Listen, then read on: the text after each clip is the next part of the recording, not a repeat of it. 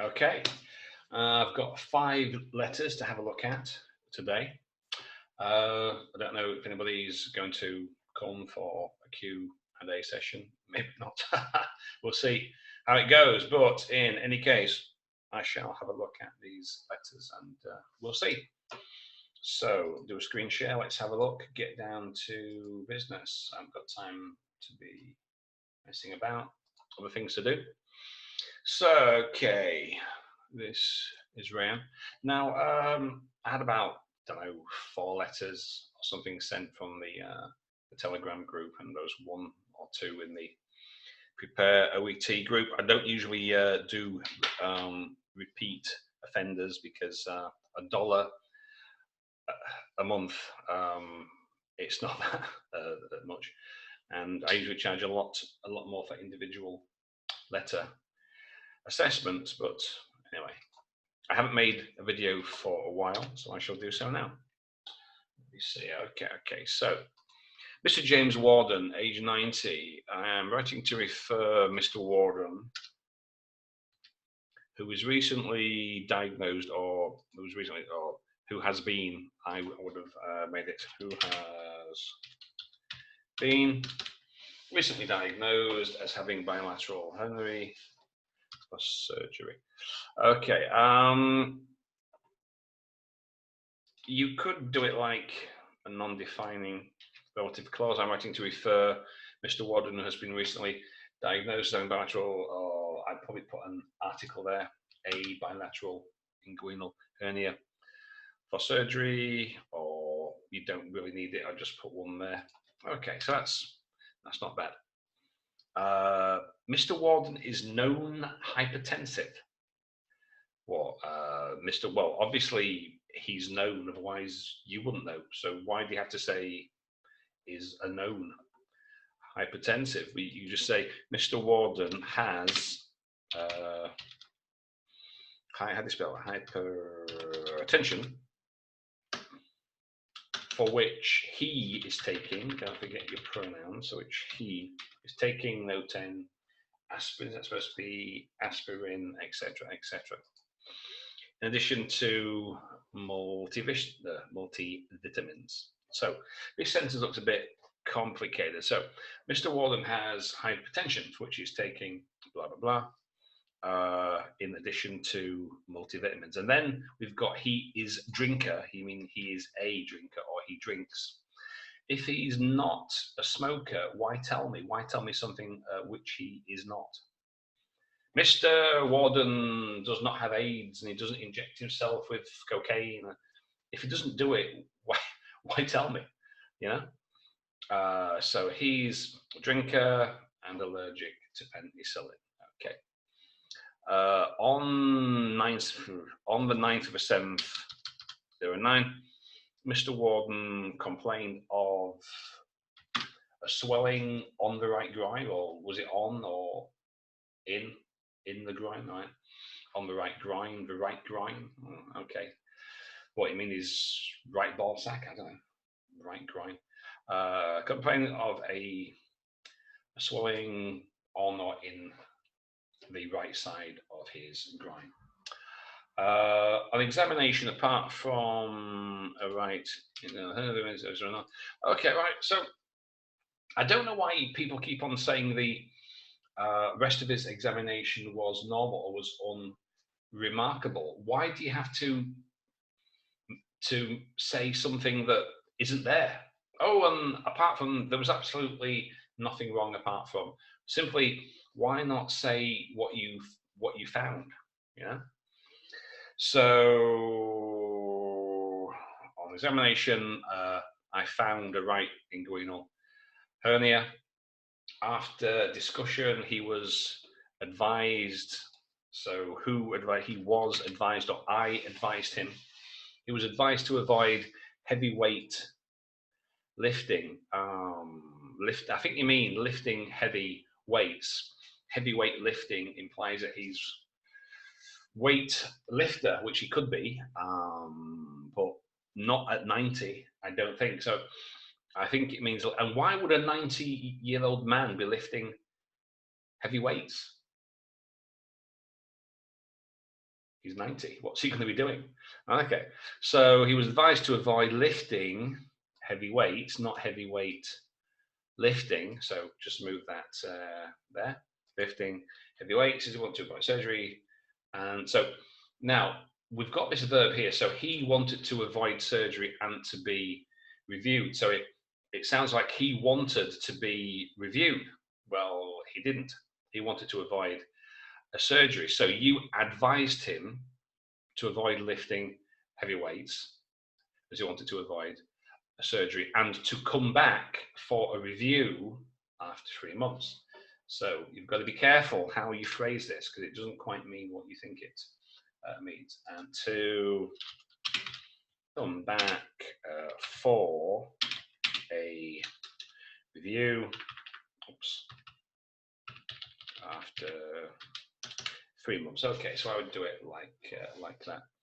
On today's visit, Mr. Warden presented with increasing in the groin swelling. What? Mr. Warden presented with an increase. Oh dear. How to phrase this a little better than how you have done it. On today's visit, Mr. Warden presented complaining that the swelling in his groin had increased, something such as that, which is associated with regular dull pain. So this whole first clause, first part of a sentence needs reworking. Mr. Warden presented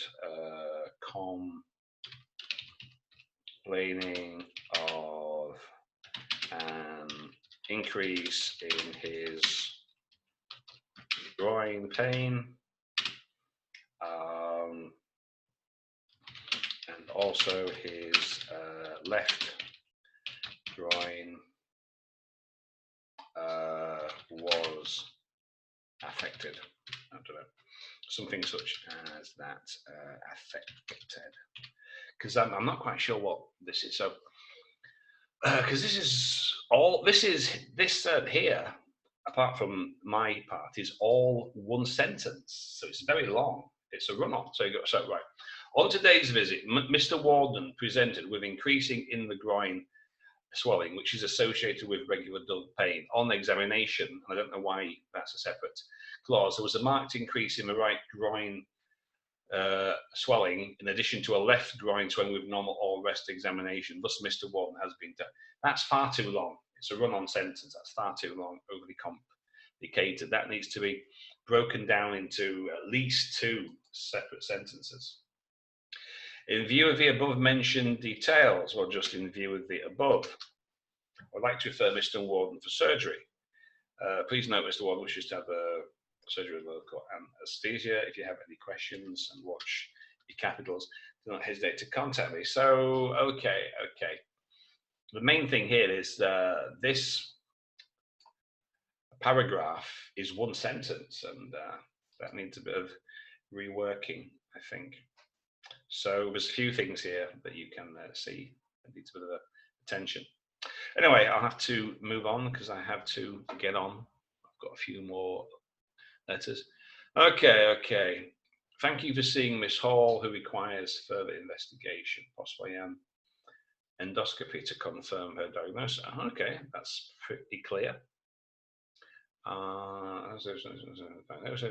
Well, confirm her diagnosis. Well, right.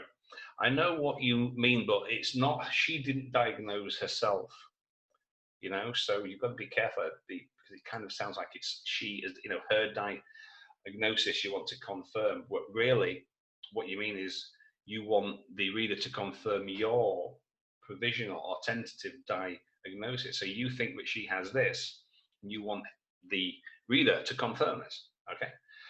To confirm my diagnosis of her, okay. Clinical features are suggestive or blah, blah, blah, with or without stricture. You could put it in 2 sentences, that's not bad. You could probably condense this, be more concise, put it into 1.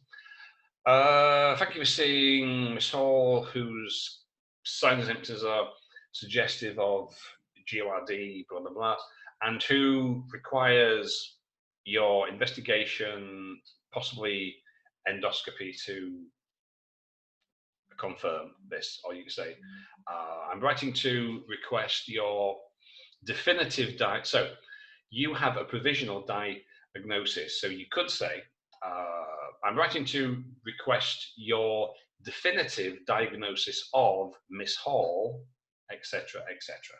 Okay, so you could do it in several ways there. Today, Miss Hall presented to the clinic with complaint of dysphagia for the last 2 weeks. Complaint of dysphagia, which had lasted for 2 weeks. It had lasted for 2 weeks following upper respiratory tract infection. She was taken different. She was taken. She was taken. Well, why wouldn't it be she took or she has taken? She took, not she was taken. She, no, I'll do it like, yeah, she has taken. Or you could say for which she has taken. So instead of making it a separate sentence, you could use a relative pronoun. So following a URTI for which she has taken, or for which she took, etc. Yeah, okay. So you could do it like that. Now, however, it was not declined. That's a very short sentence, and declined is the wrong verb. What? It was not declined. What was not declined? You mean it was not effective? Decline means when someone asks you to do something, right? So say I say to you, would you like a cup of tea? And you say no, you have declined. That's okay, I don't really need another cup of tea. So I'm not sure what this verb is supposed to mean here. I can only assume that it means it was not effective. So why don't you say that? She also reported concomitant of a gastric pain, which is related to her back, and a body-weighted decline, and well, also she takes aspirin 2 to 3 times a month. Why is that not a capital? And her coffee intake has recently increased during the examination. Her sensation over the lump was absent. Sensation over the lump? Oops. What lump? What you mean she couldn't feel anything? Not her sensation over the lump was absent. That's a somewhat strange way of phrasing that.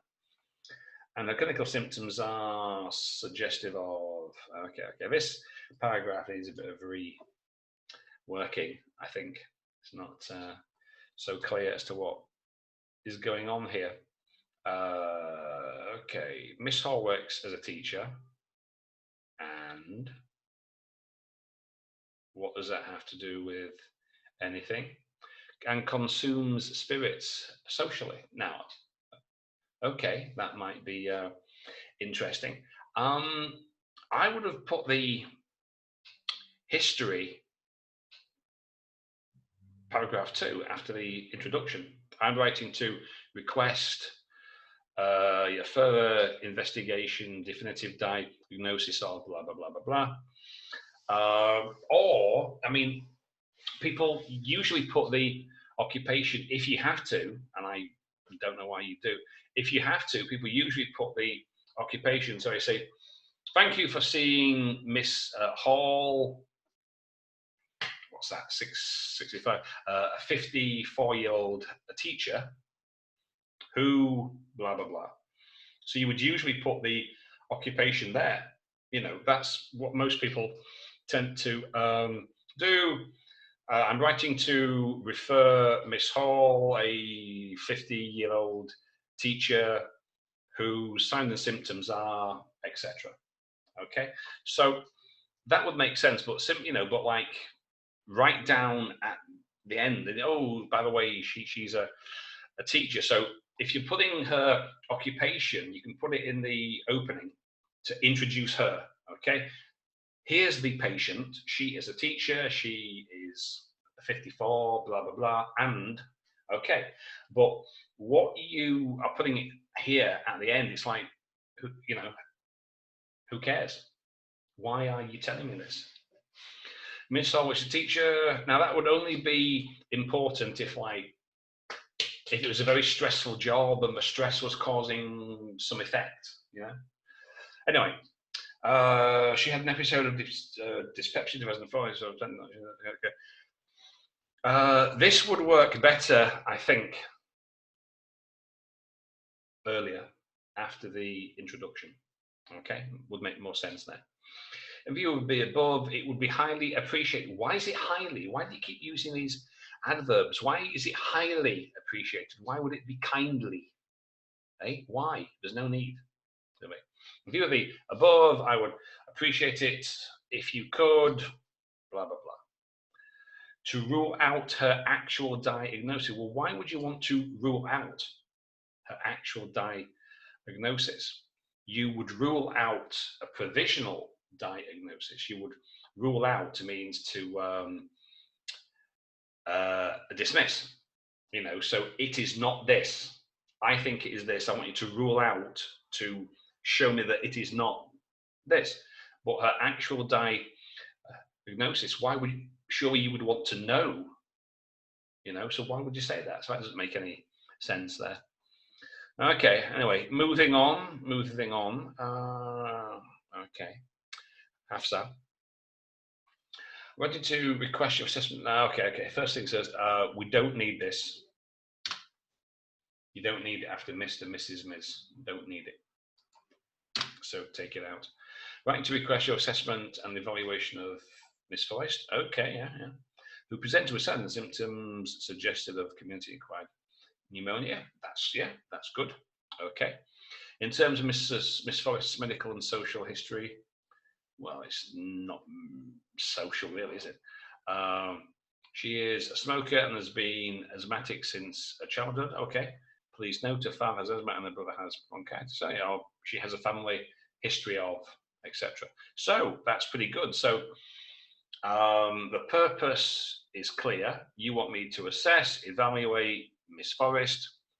You think she's got community acquired. I'm not sure quite what that means. Community acquired pneumonia. So she acquired it from the community. What? She went outside and caught it in a crowd of people. I'm not quite sure what that means. But anyway, that aside, the purpose is clear. There's a bit of history, a bit of background. She can smoke. She's got asthma. She's got family history. Okay. Miss Forrest presented of 7 days persistent cough, complaining of a persistent cough for 7 days, followed by right, 7 days persistent cough, followed by a shortness of breath. So does that mean, so for the previous week, she has had several episodes of coughing, and after she has finished her coughing, she has a shortness of breath, because that's not quite how that reads according to the phrasing in that particular clause. Okay, an increased or an increase. If it's a noun, increase is a verb. An increase in the ventral usage and fatigue ability. Okay, you mean she's getting tired? Okay, her examination was well, then why tell me? There was absolutely nothing wrong, apart from she's got AIDS Ebola. Eh? What does that mean? So there's no need for this. Let me say, upon examination, her peak expiratory flow was blah, blah, blah. Therefore, I ordered the chest x-ray and the full blood count, you know? It doesn't quite make so, her examination was completely unremarkable, apart from the fact that she had AIDS and Ebola. You know, so be a bit cautious there. I'm partially kind of joking, but I think you get my point. Okay, 2 days later, Miss Forrest reported that her symptoms had increased, in addition to fever. So again, these are phrasing. That's not how we would do it. My symptoms have increased in addition to. So she reported that her symptoms had worsened, and also she now had a fever and sweating and generalized malaise. Okay. Upon examination, there was a low-grade fever. And why is this a verb? A decline. So either a decline in her PEF or her PEF declined a verb to. So either if it's a noun here, a decline in, or if it's a verb, and her PEF declined to 200. Okay, yeah. Chest X-ray revealed consultation. Consultation, is that the right noun there? Consultation. I don't understand it. Consultations when somebody comes to you and says, "Hey doc, I've got this," and they ask you some questions. I'm not sure if that's the right word there. However, FBC result not released. Who didn't release what? That's not grammatically complete. You're supposed to write grammatically complete sentences, not this, which is like case notes, like a memo. However, her FBC result was not or has not been released. So, write grammatically complete sentences, if you please. Okay, in view of the above, I would be grateful if you could conduct a chest computed.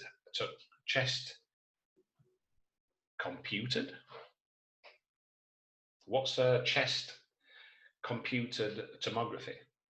I'm not sure. This is a medical term which I'm not aware of. Chest computed. Okay, I'll let it stand. In order to definitively, right? I think you mean definitively diagnose, which is not the same as definitely, but not quite the same adverb. Okay, so definitively, as in beyond question, or definitely means for certain. So it's not quite the same adverb there. Kindly review. How is that grammatically complete? If you just actually and again, why is it kindly? Why would you kindly? How can you kindly review somebody's medication? How can you do that? So kindly review. So you're asking him if he can do you a favor. So why wouldn't you just make it part of a sentence? In view of the above, I would be grateful if you could conduct a gesture and review a medication and counsel her about the importance of stopping smoking. Queries. How do you spell queries? Like that. Okay. Please contact me. Yours sincerely, Doctor. Right. Sonia. I'm writing to request your urgent assessment and hospital admission of this patient. Who has clinical features suggestive of unstable angina. Okay. That's pretty clear right from the start. The purpose is apparent, I think. Today, Mrs. Clark, well, you've got the spelling slightly differently, but okay. Mrs. Clark attended the clinic complaining of a 1-week history of 3 episodes of central crushing chest pain on exertion, or which occurred on exertion. Each episode of which lasted less than 15 minutes. The pain was associated with shortness of breath and radiated down her left arm and was relieved by rest. The physical examination was unremarkable. So you can put it there if there was nothing. Now, what I said before about, when you say her examination was unremarkable except for this thing that I just found. So instead of, so you can do it here if there's nothing. If you want to say, you know, her physical and general examination was unremarkable, so I did X, Y, Z. So that works fine. But, you know, it's not so logical, say, when you say her physical examination was unremarkable, except for the fact that she had an axe sticking out of the head, which is kind of, you know, well, you know, obviously I'm kind of joking there, but that's my point. Okay. As such, she was counselled regarding the serious risks of MI. Got to watch your abbreviations, spell them out. In terms of Mrs. Clark's medical history, she's had type 2 diabetes. Yeah, now that's pretty good. Structure sentence, pretty good sentence structure. I should say. We just drink some of this tea. So you have a list, 2001, 2003, 2005, respectively. That's pretty good. For which she is currently taking sitagliptin. Okay. Socially, she doesn't smoke. So, right, when you write a sentence like this, it would seem that the assumption would be that she would. You know, so the very fact that you are mentioning it makes it an exception. This is not the 1950s where everybody used to smoke. So there's no point, you know, there's no real need to mention that which she does not. Socially, she does not mainline heroin or freebase smack cocaine or crack cocaine. Well, you know, so there's no real need to actually say that. Only if it's, you know, so. Socially, she drinks occasionally. Okay, if that's important. Importantly, now she still has a family history, because that family history, regardless of her mother, she's dead. So, you know, she's dead, but still that history is still there. So she has a family history. Yeah. Of acute MI related to her mother, who died of an ischemic stroke. Okay, in view of the above, Mrs. Clark's condition wants your urgent attention for management. Okay, so not too bad there. I'm glad. Let's see what we have here.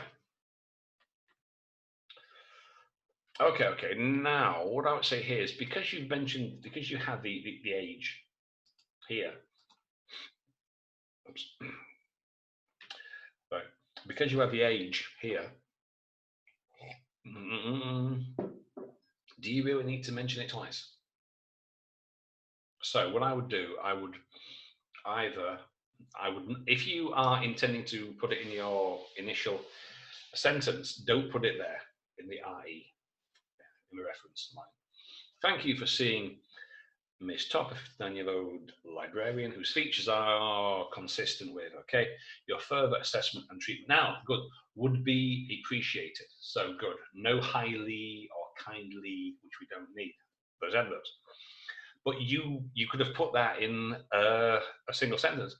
I'm writing to request your further assessment and treatment of Miss Top, 59-year-old, whose features are consistent with, etc. So you could have put that in a single sentence. If you've watched any of the official OET videos, which I posted in the group, what do they say? Conciseness. What is better? You can get it all in a single sentence instead of, you know, having two. They keep on stressing this. Your purpose must be clear, and they want it to be concise. And they keep saying the same thing, which is busy healthcare professionals don't have time for extraneous words. They want you to say, I want you to do this because X, Y, Z. And that's what they like. And, you know, I say, this is what they have openly said. Rebecca, I think that's her name. She's on the official OET YouTube channel, and she keeps saying virtually those exact words. Busy healthcare professionals, concise, clear. to the point. That's more or less what she says. Okay, but anyway, that's that's not bad. Miss Topton came to my clinic complaining of tiredness, weakness, tiredness, as well as bone ache, or aching bones, which has been disturbing her sleep, in addition to bloating and constipation. So we've got quite a list of complaints here. We've got tiredness, weakness, bone ache, bloating and constipation. Now, how this sentence is written here, it would make more sense to put all the symptoms and put the bone ache at the end instead of breaking it up. So you've got tiredness, weakness, bone ache, which has been disturbing. So you've got a relative clause there. And then you've got, in addition to bloating and constipation, wouldn't it be a better, say 10 minutes left, right? Wouldn't it be better to say complaining of tiredness, weakness, bloating, constipation, as well as bone ache, which has been disturbing her sleep? Yeah, so you can put that, make that the final one in the list of complaints. Okay. She had a limited range of motion in the morning. Now, right. I'm not sure here if this means that she came to see you in the morning, and that morning she had a limited range, or are you talking about this is what she has as a general condition, in which case we should be using the present simple? Yeah, she has a limited, so in the morning, every morning, she has a limited range of motion and her feet and hands are sensitive to cold. Because how this reads, it means like it's a particular morning, and I don't know if it was this morning. So I hope you see what I'm getting at here. I'm not quite sure when this was or what time period this is referring to. The examination revealed that there were joint tenderness, that her joints were tender. The examination revealed that there were joints tenderness or tender joints, or okay, but no swellings were detected. Her balance, if it's the final one in the list, usually put and, right? And the balance was lost during walking. She was. So again, this implies that it's a singular event. So it's simple past, it's passive, yeah. But this implies it was a single event. Now, do you mean that it's a continuous, it's a process that, so while she is walking in general, she loses her balance, or she has no balance while walking? Because what you have put here is not the same thing. It's telling me something different. So the tenses here, I'm not quite sure what the timing is. I understand what you are saying, what the complaints are, but are you talking about this is a general condition, ongoing? Did it only happen once? I'm not, it's not as clear as it could be. Right, so she lives with her mother, but her mother's dead. So how can she live with her mother if she's dead? So that should be lived with her mother. And again, that's very interesting, but what's that got to do with me, the reader? You want me to assess her. So why didn't you put this, right? If you're going to put some background, just as background before you come to the main issue, I will put this after the introduction. Okay. So, and I don't know if any of this is relevant. She's had a history, so she's had a history of depression. She's unmarried. And what's this got to do with anything? So if you're going to put this very general background stuff, put it at the start and then get into the meat of the business. Yeah, because I'm not really sure how any or most of this is relevant. Given the above mentioned findings, or in view of the above, my presumptive diagnosis is, so I'm referring to assessment and treatment. I attached a copy of her results. You could have done that in a sentence. In view of the above, my presumptive diagnosis is, blah, blah, blah, blah. Could you please assess her? Please note her results I've attached, or something, not simply I attached a copy of her results, because that's not so important. Okay. And that seems to be the last one. Oh, great. Now, let me see. Now, somebody asked a question, assessment and evaluation. They're not strictly speaking the same thing. They're kind of close. Assessment is more like a measurement, a gauge of measurement. So I could assess you and I could find this is this. My evaluation of that information would mean, so, right, if you think of assessment as the data, evaluation is what you use the data for. So in some circumstances, you can use it, they're pretty similar, and they're not quite interchangeable, but if you think about it, assessment, that's the raw kind of data, the raw information. So, right.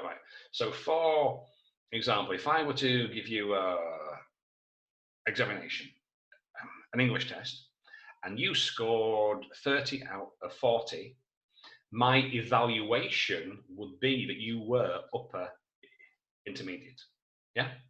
So it's kind of like that. So you can use them, but you've got to be careful how.